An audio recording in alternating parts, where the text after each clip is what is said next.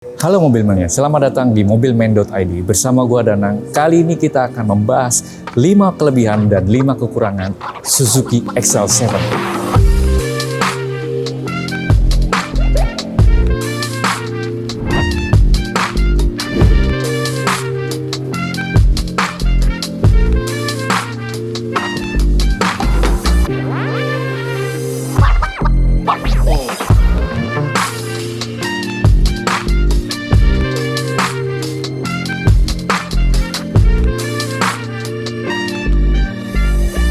Bagi Anda yang membutuhkan jasa inspeksi mobil bekas, Mobilman ID menawarkan inspeksi mobil profesional 175 titik dengan laporan video lengkap. Kebetulan bulan ini ada promo diskon 50% mulai dari Rp150.000 per mobil.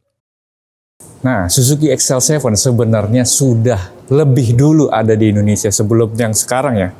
Versi yang pertama kali adalah versi yang mirip seperti Suzuki Escudo. Suzuki XL7 muncul pertama kali tahun 2003. Itu basicnya adalah Suzuki Escudo, tapi dia versi yang long wheelbase, yang 7 penumpang. Nah, disebutnya Suzuki XL7 juga. Tapi yang sekarang berubah total. Yang zaman dulu Suzuki XL7 mirip Escudo, sekarang lebih mirip ke R3. Cuman tampilannya lebih sporty dan lebih maskulin ya.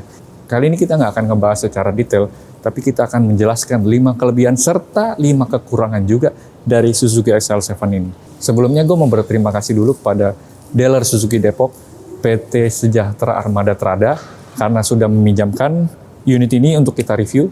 Dan bagi yang mau langsung SPK atau mau lihat-lihat atau tanya-tanya mobil Suzuki XL7, ini tersedia di dealer Suzuki, bisa langsung kontak aja, nomornya di bawah ini. Jadi kalau misalnya mau dapat promo, mau dapat bonus-bonus penjualan, bisa langsung aja datang atau telepon nomor di bawah ini. Hal pertama yang jadi keunggulan Suzuki XL7 ini adalah dia memiliki ground clearance yang lumayan tinggi. Rata-rata MPV di Indonesia ya, terutama ground clearance-nya itu pasti di bawah 180 atau 190 mm. Sedangkan Suzuki XL7 ini dia memiliki ground clearance 200 mm. Jadi buat jalanan Jakarta atau jalanan daerah-daerah yang memiliki kontur jalan yang kacau ya, misalnya dibilang ya banyak lubang atau banyak tanggul-tanggul yang tinggi, pengguna mobil Suzuki XL7 ini nggak akan worry. Biasanya kan orang yang punya mobil ground clearance-nya rendah itu rata-rata takut ya mobilnya gasruk gitu. Sementara mobil ini karena ground clearance-nya lumayan tinggi, jadi nggak usah terlalu khawatir gasruk. Kelebihan kedua dari Suzuki XL7 ini, kalau menurut gue pribadi adalah mobil ini punya sistem hybrid. Jadi bisa dibilang ini adalah satu-satunya mobil hybrid di bawah 300 juta. Mesin hybridnya ini memang bukan plug-in hybrid, tapi motor listriknya itu membantu tenaga mesin supaya lebih hemat BBM. Suzuki menyebutnya adalah Smart Hybrid Vehicle by Suzuki. Jadi mobil ini juga memiliki baterai. Ya betul, baterai. Baterainya ada di bawah kolong penumpang dan itu baterainya lithium. Dan Suzuki memberikan garansi baterai itu selama 8 tahun.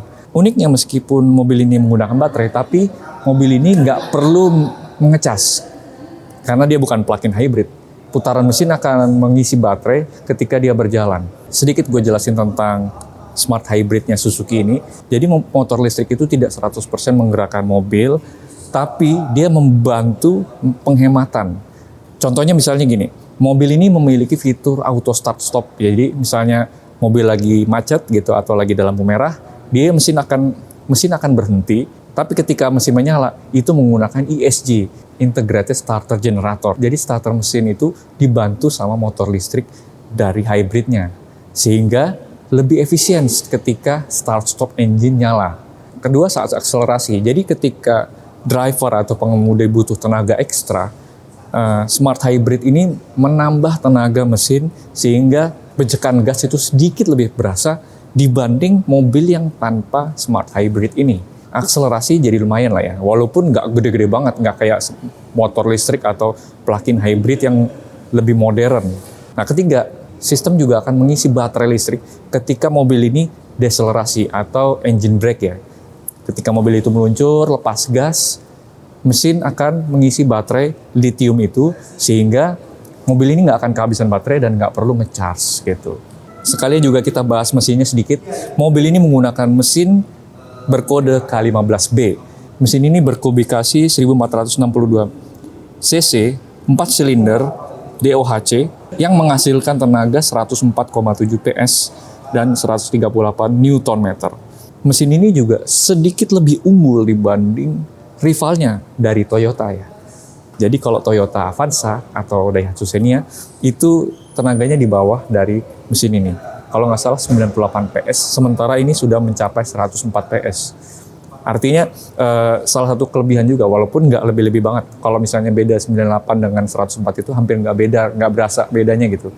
Cuman ya secara spek mobil ini sedikit lebih unggul.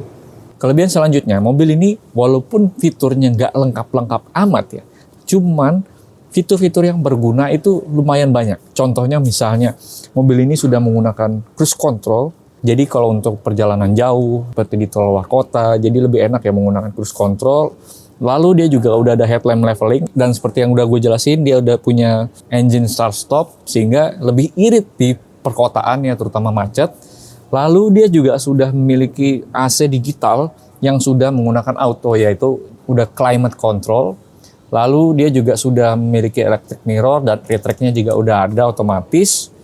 Dan dia sudah punya immobilizer dan keyless entry, jadi nggak perlu pakai kunci. Dan di sini juga punya namanya cooling cup holder. Jadi cup holdernya itu bisa mendinginkan botol. Misalnya kita punya minuman, mau taruh di cup holder tengah ini bisa dingin gitu.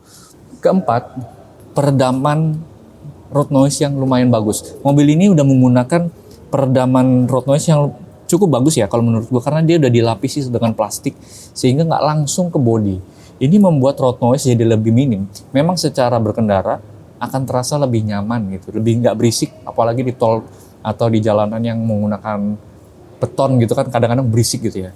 Cuma mobil ini enggak. Nanti kita langsung test drive juga rasanya bagaimana. Dan secara body lumayan tebal.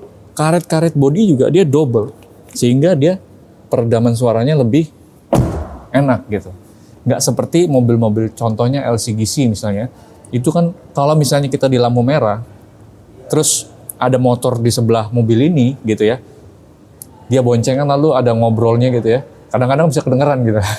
Jadi di jalan itu orang ngobrol bisa masuk suaranya ke dalam. Tapi mobil ini lebih baik lah dibanding LCGC, dibanding yang mobil di bawah 200 jutaan, jauh lebih baik. Makanya harganya juga agak tinggi gitu, tapi tetap masih di bawah 300 juta.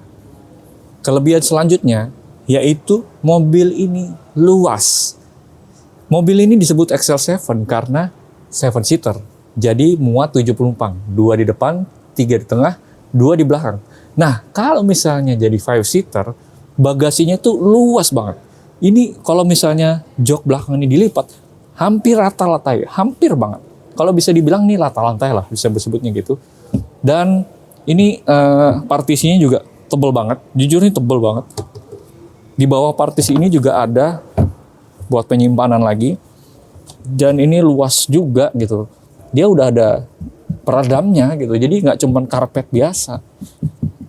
Gitu. Jadi cukup tebal ya kan. Dan build quality-nya oke gitu. Sayangnya cuman nggak ada lampunya nih. Jadi agak gelap gitu ya. Lampunya hanya di tengah itu doang. Nah, untuk pelipatannya juga gampang. Dia tinggal ditarik gini aja. Kalau diturunin tinggal gini doang. Jadi nggak sulit gitu ya. Nah, kalau misalnya ditarik semua, bagasi memang lebih kecil, jauh lebih kecil, cuman cukup untuk 2 galon. Jadi galon 1, galon 2, dan ada masih penyimpanan 1 lagi. Lumayan mobil ini bagus. Ininya juga oke sih, bagus. Nah, masuk di kekurangannya nih. Yang pertama adalah lampunya. Walaupun mobil ini sudah menggunakan lampu LED, tapi masih ada lampu bohlam nih, terutama di bagian sen ya. Depan belakang masih bohlam, jadi nggak full LED. Cuman lampu utama dan lampu DRL-nya aja. Dan lampu fog lamp-nya juga masih halogen biasa, dia belum LED. Jadi kalau menurut gua tanggung gitu ya. Kenapa nggak di fullin LED juga? Jadi kalau misalnya pembeli XL7 mau fullin LED, harus ganti lampu bohlam di sen ini gitu. Jadi itu salah satu kekurangan pertama sih. Kekurangan kedua yaitu mobil ini belum ada wireless charging ya. Walaupun di sini udah ada tempat kayaknya seperti wireless charging, tapi sebenarnya ini bukan gitu. Ya lebih kurang lah. Padahal kalau di kompetitornya seperti Toyota Veloz gitu ya, ini udah ada wireless charging, tapi udah ada USB dan lighter juga udah ada. Jadi paling digantikan sama USB aja. Itu sih kekurangan kedua. Kekurangan selanjutnya yaitu mobil ini belum auto door lock. Jadi ketika mobil ini berjalan, terus mobil ini mencapai kecepatan tertentu, biasanya kan mobil ada yang auto door lock gitu ya. Sehingga pengemudi juga harus mengunci mobil ini secara manual tek gitu. Dan juga belum auto window di keempat jendela. Sementara kalau mobil-mobil Cina ya, biasanya sekarang udah mulai fiturnya udah mulai canggih.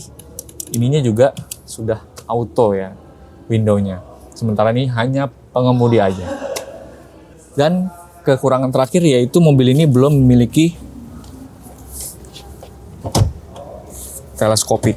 Jadi masih tilt aja, belum teleskopik. Ya jadi agak kurang ya. Kalau untuk nyetel posisi berkendara cuman bisa naik turun doang. Teleskopiknya belum ada. Oke, sekarang kita saatnya test drive mobil ini ya. Biar kita merasakan gimana sih rasa berkendara Suzuki XL7. Nah, sekarang gue udah di dalam Suzuki XL7 dan gue ditemenin sama sahabat Suzuki nih ya, saya bilang ya. Bang siapa namanya Bang? Bang Nasuha Bang. Nasuha. Jadi bagian penjualan dan bisa juga nanti ketemu Bang Nasuha nih kalau misalnya datang ke dealer Suzuki Depok gitu ya. Boleh banget Bang. Iya. Nah, kita sambil ngobrol-ngobrol aja nih Bang soal Suzuki XL7 terutama ya. Kita biasanya orang yang beli Suzuki XL7 itu carinya apa sih Bang biasanya Bang? Carinya pertama dari kenyamanannya Bang. Fitur kenyamanannya itu kita udah diakui nomor 1. Dan fitur kenyamanannya, terus sama banyak fitur-fitur canggihnya Bang. Kayak dashcam, terus sama cruise control, AC dan auto climate, terus sama head unit pun kita udah besar di 8 inch. Iya, oh ini udah 8 inch. 8 inch Bang. Ya udah climate control juga nih. Iya, udah auto climate. Benar. Iya. Dan kita pun udah dibantu dengan mesin hybrid Bang. Iya, jadi lebih irit lah ya. Lebih irit bahan bakar Bang, efisien bahan bakar. Benar. Dan kalau misalnya konsumen itu rata-rata keluarga ya, karena ini mobil keluarga ya. Soalnya 7 seater, dia bisa banyak satu keluarga muat semua gitu ya. Iya betul Bang. Nah, untuk Bang Nasuha ini udah berapa lama nih di Suzuki ini? Saya sekitaran 2 tahun lebih ya Bang. Paling banyak jual apa itu? XL7 juga. Justru XL7 ya. Soalnya dia beda dengan R3 ya. Iya, dia kan kalau R3 kan masuknya ke minibus ya Bang, semisal keluarga. Kalau ini kan udah masuknya di SUV gitu. Jadi segala medan XL7 bisa dihajar gitu ya. Bisa kemana aja. Iya. Karena dia tinggi ya ground clearance-nya ya. Jadi kalau ada gajulukan atau tanggul tinggi itu aman-aman aja. Aman gitu. aja Bang. Iya benar. Nah seperti yang gue bilang, mungkin kekurangan yang agak ganggu juga nih Bang, dia nggak bisa ngunci otomatis Bang, ya kan? Iya betul Bang. Mungkin di situ ya. Fiturnya ada kurang situ, cuman emang nggak pengaruh sih bagi sebagian orang, nggak masalah ya. Iya betul. Tapi kalau orang lupa gitu, kadang harus ngunci ya agak situ doang sih PR-nya. Tapi so far ya salah satunya itu doang yang kurang. Cuman secara berkendara nih, setirnya nih kalau buat rasain ya Bang ya, ini enak gitu loh. Dia nggak entengan gitu. Ini cukup berasa kalau lagi jalan, cuman nggak keentengan gitu. Iya betul Bang. Ini bantingannya sangat smooth Bang. Iya. Sangat smooth Bang. Di XL7, di R3 itu sangat smooth. Iya. Di Grand Vitara juga sama. Iya. Dia nggak ngelimbung juga gitu. Nggak limbung, walaupun dia empuk, cenderung empuk, tapi dia nggak limbung gitu. Betul. Walaupun nggak empuk banget kayak mobil sedan gitu ya, nggak. Cuman dia tuh, walaupun agak berasa, cuman dia empuk gitu. Nggak bikin sakit punggung gitu, enggak lah. Gitu. Benar. Iya. Terus nanti kita akan ngelewatin macet nih, dan di situ bisa ketahuan start stop buttonnya gitu, start stopnya ini start stop ya Bang. Iya betul. Hybridnya jalan ya.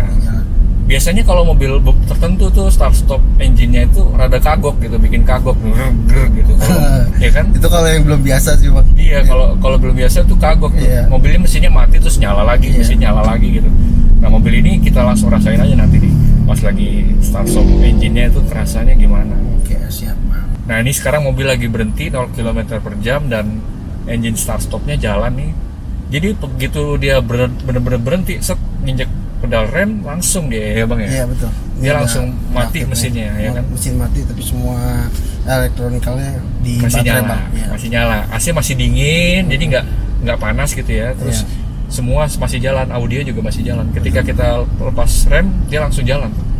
Gitu, engine start, dia instan banget ya bang ya, cepet set gitu. Betul bang. Dia nggak pakai lama. Dan karena dia hybrid, jadi nggak ngebebanin aki gitu ya bang. Iya betul. Enggak beda lagi aki jalur. Aki bedanya jalur aki beda lagi, jadi nggak boros aki. Iya, betul. Dia mengambil listrik dari motor listrik gitu Betul, ya kan. betul. Baterainya ada di bawah abang Iya ya. betul. Heeh. Ada di bawah saya.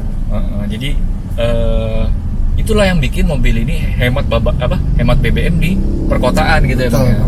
Dalam kota dan Dalam luar kota. luar kota juga Iya. hemat. Kalau di dalam kota ya karena BBM yang paling banyak terbuang ketika macet, bener nggak bang? Bener. Ya kan, begitu macet pasti BBM boros. Nah, sementara mobil ini menggunakan start stop engine yang dia instan gitu, set gitu. Betul. Makanya itu keunggulannya XL7 sih kalau menurut gue sih itu Iya, ya. Bang, ya. betul. Karena kan orang sekarang ngincarnya mobil harus irit gitu ya. Iya. Nyaman juga Nyaman bang. juga, iya. Ketika dia belum 0 km dia mesin nggak mati tuh. Tapi ketika dia benar-benar berhenti, set langsung mati mesin. Tuh ya. Iya. Langsung mati kan. Iya. Iya. Begitu ngangkat rem jalan lagi. Nah, begitulah penjelasan tentang 5 kelebihan dan kekurangan dari Suzuki XL7. Mudah-mudahan bisa bermanfaat buat kita semua. Dan bagi Anda yang sedang mencari mobil bekas Suzuki, mulai dari XL7, R3, dan lain-lain, bisa kunjungi di website kita di mobilman.id atau download aplikasi kita di Play Store dan App Store. Sekian dari gua Danang, and see you in next video.